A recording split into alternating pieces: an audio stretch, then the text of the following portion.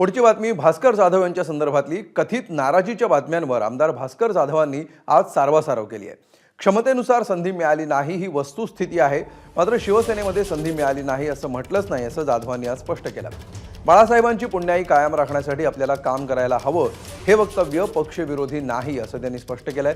तसंच विरोधी पक्षनेतेपदासाठी रडगाणं गात असल्याचा प्रचार करणं ही चुकीचं असल्याचं त्यांनी ठामपणे म्हटलंय।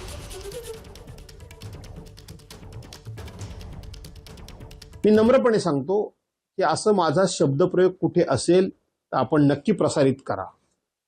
माझा शब्दप्रयोग हा आहे की माझ्या क्षमतेप्रमाणे गेल्या 43 वर्षामध्ये मला पुरेपूर काम करण्याची संधी मिळाली नाही, हा माझा शब्दप्रयोग आहे। कुणी दिली नाही, कुठल्या पक्षाने दिली नाही, कुठल्या नेत्याने दिली नाही असा माझा आक्षेप नाही।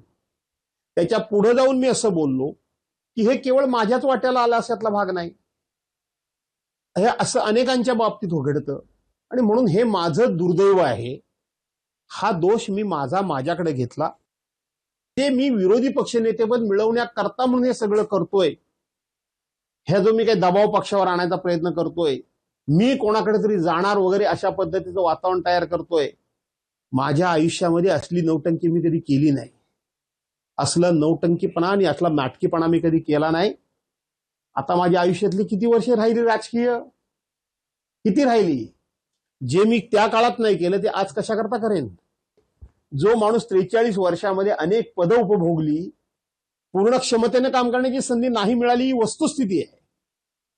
पण अशा कुठल्या तरी पदाकरता मी करणं आणि माझ्या सगळ्या तत्वप्रणालीला मी काळिंबा लावणं, माझ्या तत्वप्रणालीला मीच गालबोट लावणं हे मी कधीही केलं नाही आणि करणार नाही। राजन साळवी गेले, जाऊ नये म्हणून मी म्हटलं, पण गेल्यानंतर पहिला म्हणणारा माणूस मी आहे की राजन साळवी गेले म्हणजे अख्खं कोकण गेलं नाही असं म्हणण्याचं काही कारण नाही। आजही हिंदू हृदय सम्राट शिवसेना प्रमुख मान्य बाळासाहेब ठाकरेंची पुण्याई आबादीत आहे, शाबूत आहे। ती पुण्याई फळाला यावी म्हणून आम्हाला कष्ट करावे लागतील, आम्हाला मेहनत घ्यावी लागेल, आम्हाला काही निर्णय घ्यावे लागतील।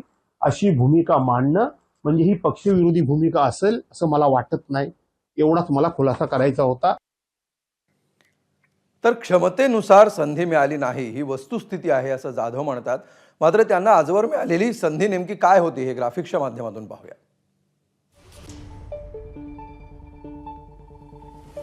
विधानसभेवर 6 वेळा ते आमदार म्हणून निवडून गेले, विधान परिषदेवर एकदा निवडून गेले, एकदा ते जिल्हा परिषदेचे अध्यक्ष राहिलेले आहेत, तर एकदा पालकमंत्रीपदाची संधी सुद्धा त्यांना मिळालेली आहे। 2 वेळा ते कॅबिनेट मंत्री होते आणि ते मंत्री असताना एकूण 16 खाती त्यांच्याकडे होती। एकदा प्रदेशाध्यक्ष होते, तर गटनेता होण्याची संधी सुद्धा एकदा त्यांना मिळाली आहे।